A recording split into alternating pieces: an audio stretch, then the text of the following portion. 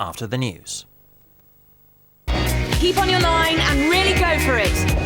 Fame Academy, whatever it takes. Coming soon to BBC One, BBC Choice and CBBC. Hard talk. It is not scientifically possible for a man to know what a woman wants. That's a bit unfair. Breaking news. Jeff, women aren't a completely different species. And cutting-edge debate. You slept with my boyfriend. Well, you slept with my boyfriend. Susan, I haven't slept with my boyfriend. Okay, you win. Coupling is back with the issues that matter to you. Emergency! The News series starts tomorrow at 9:30 on BBC Two. Jeff, do you have a secret identity?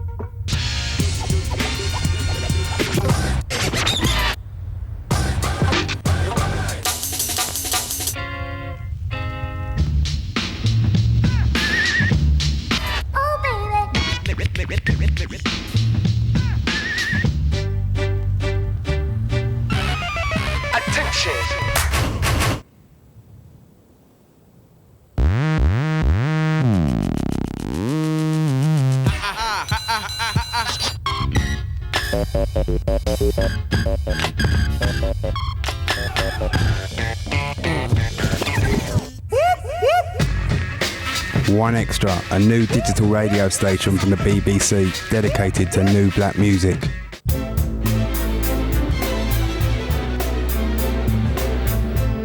This is BBC One. Now the news with Darren Jordan.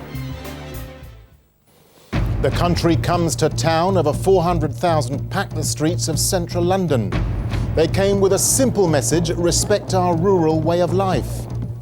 No clear winner yet in the German elections. Early results show it's neck and neck. And a helping hand from Henman as Great Britain clinch their place in the elite of the Davis Cup.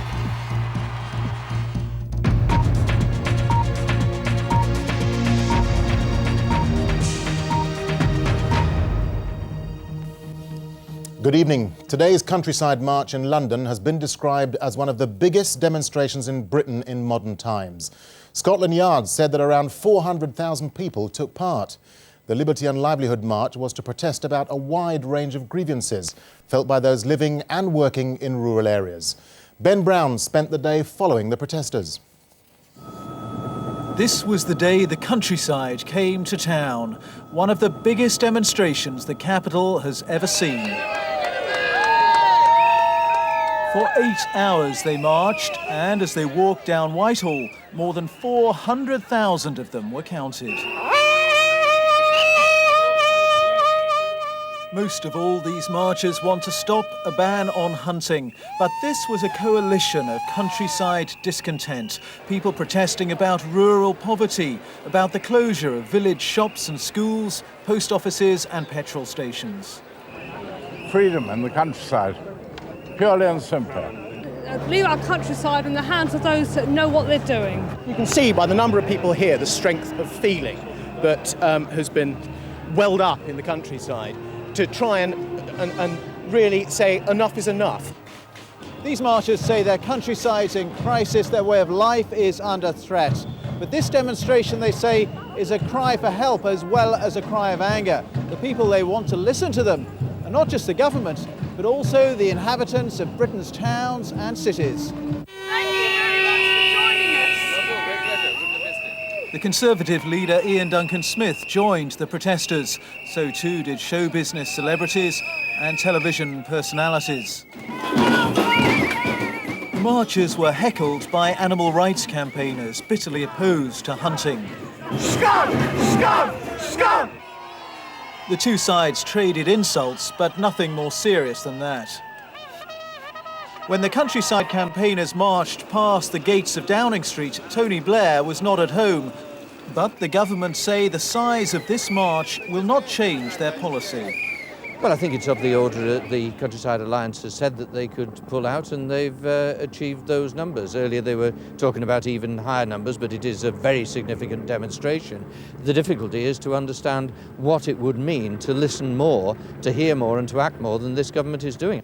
But some of these demonstrators are threatening that if they don't get their way, in the future they'll do more than just march. They'll blockade roads and bridges and, if necessary, go to jail in a campaign of civil disobedience. Ben Brown, BBC News, Central London.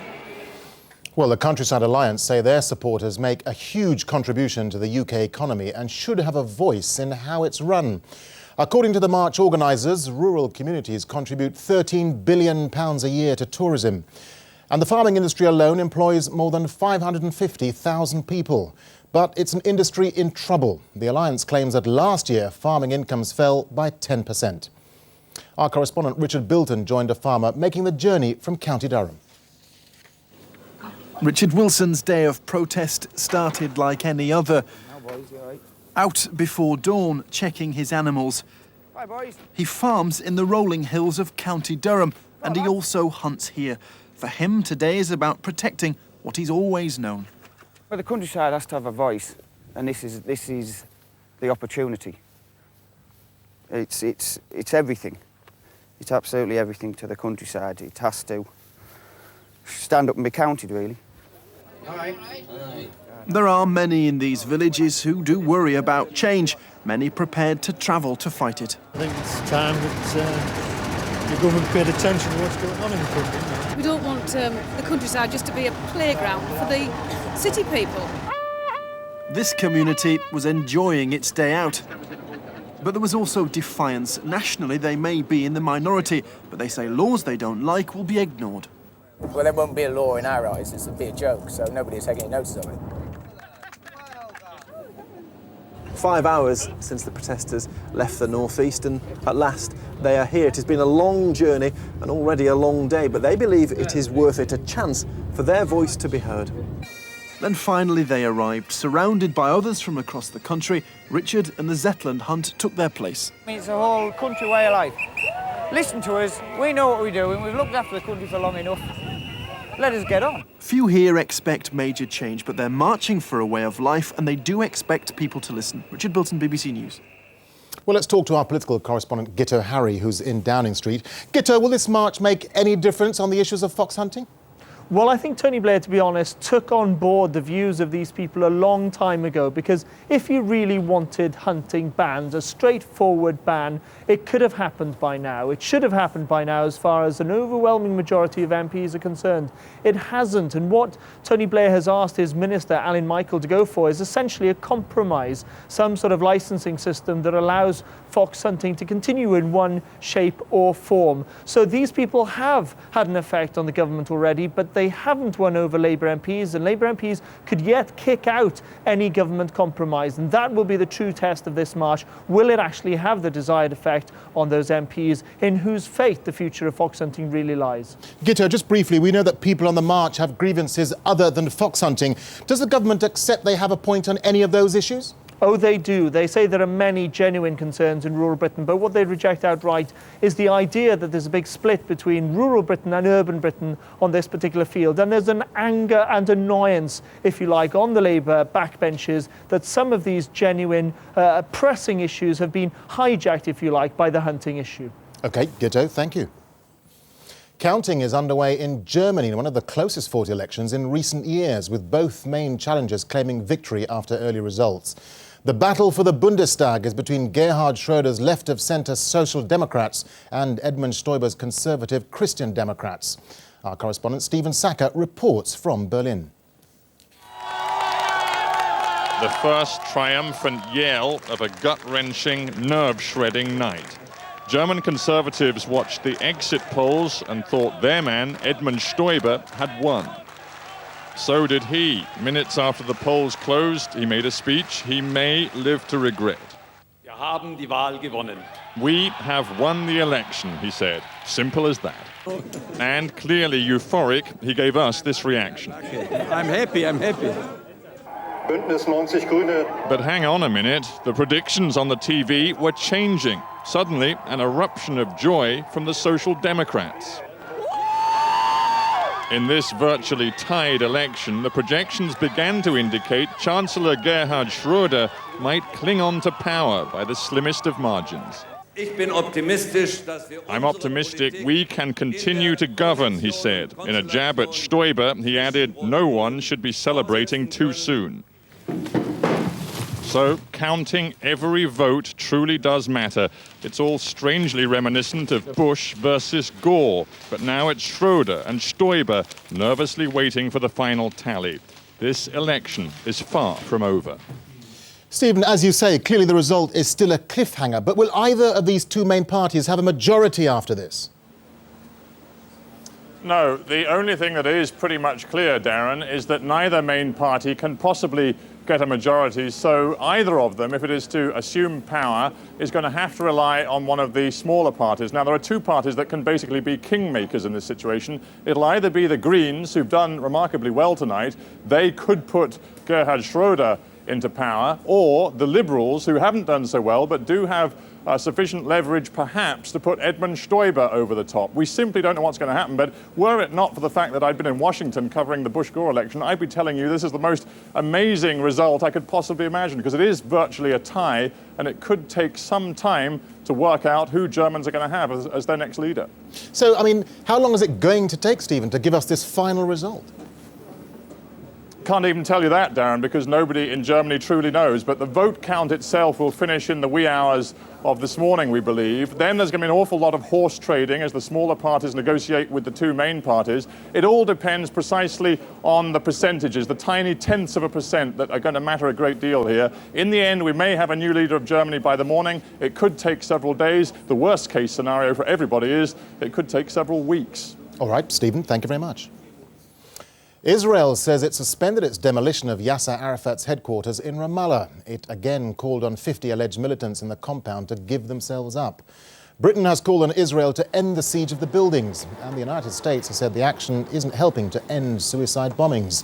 4 Palestinians have died in protests throughout the West Bank.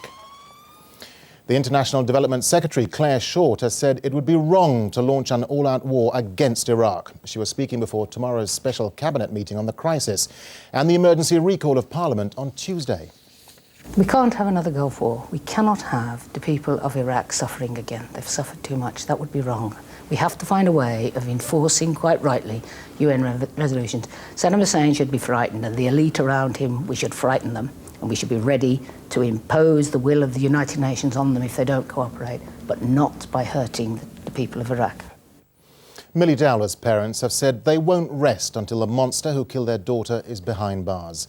The family went to church in Walton-on-Thames this morning, where special prayers were said for Millie. Surrey police have received 350 calls from the police since her remains were found in Woodland last week. The Education Secretary, Estelle Morris, says that A-levels could be scrapped and replaced with an exam modelled on the broader-based International Baccalaureate. Speaking after this week's row over exam results, she said the idea was under consideration, but that any changes would not take place immediately. After a summer of A-level confusion, these school leavers are preparing for university life. But as students settle in, here in Leeds and across the country, questions remain about the exam grades that got them here. The Education Secretary is all too aware that A-levels face a crisis of confidence. She's made clear the system may have to change. I think there is an agreement now that we want our 16 to 18-year-olds to have a broader curriculum. Now, at the moment, that shows itself in AS levels and A levels. But over time, and everybody agrees it's over time, it could become a sort of baccalaureate. The baccalaureate is recognised around the world. It offers a single diploma covering 6 subject areas, everything from languages and the arts to maths and sciences. At the moment, it's available in more than 100 countries, and in many, it's the standard exam for teenage students. It's also offered by some 50 schools here in the UK. Teachers' leaders want a new exam system, and the current controversy only strengthens their case.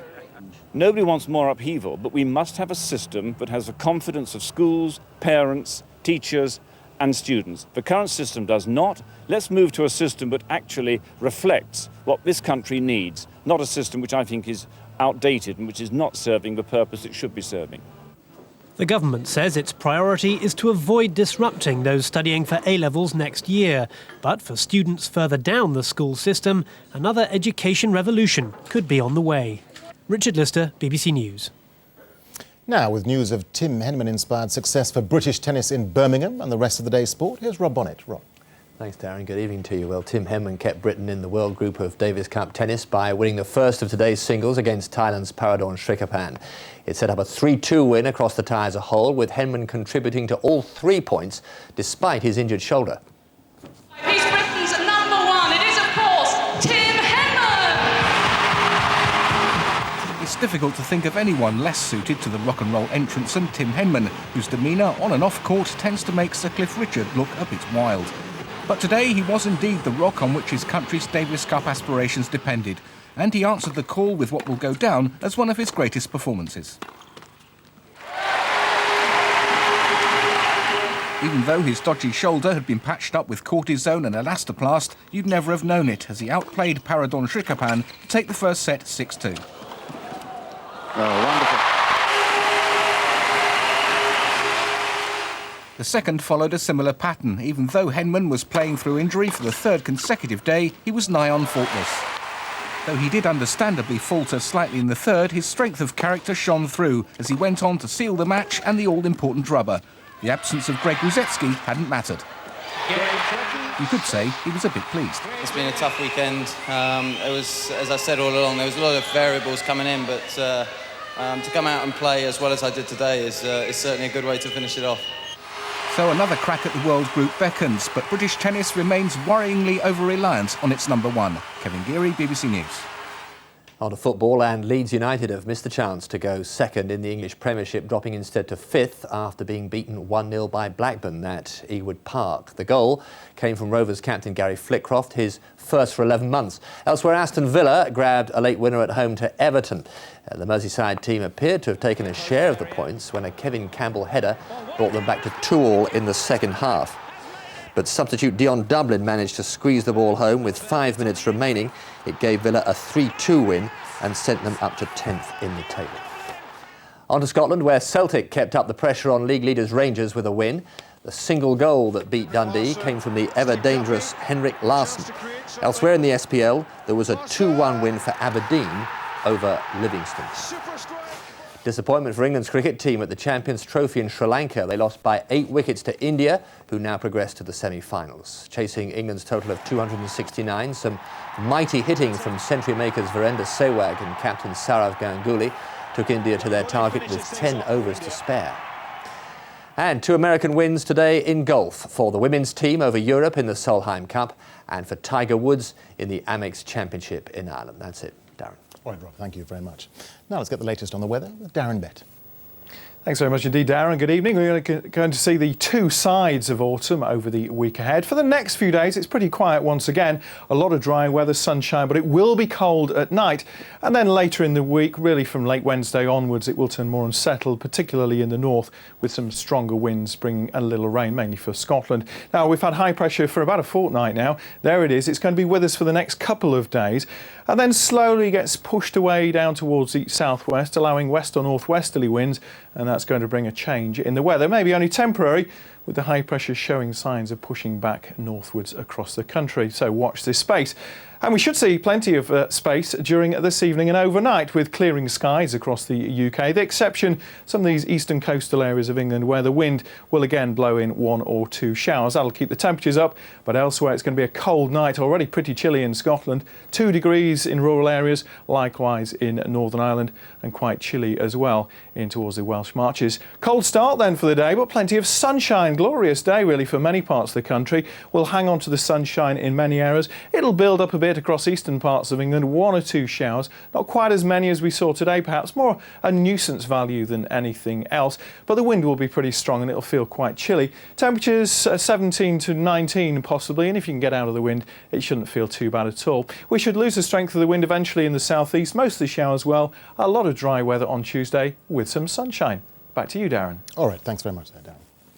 Now, finally, a reminder of tonight's main news again. The Countryside Alliance says 400,000 people have marched through London today to protest against government policies they say are threatening their rural way of life.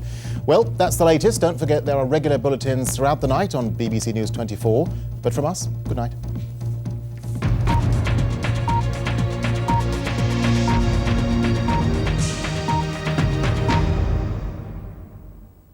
On the eve of the government's pledge to justify confronting Saddam, a Panorama special cuts through the propaganda to expose the truth about the threat from Iraq.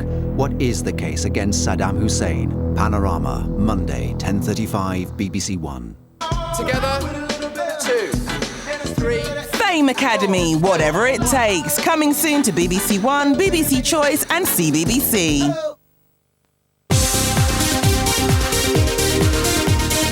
Back to tonight's film, now on BBC One, and the ultimate showdown. Violence and strong language in the conclusion to Face Off.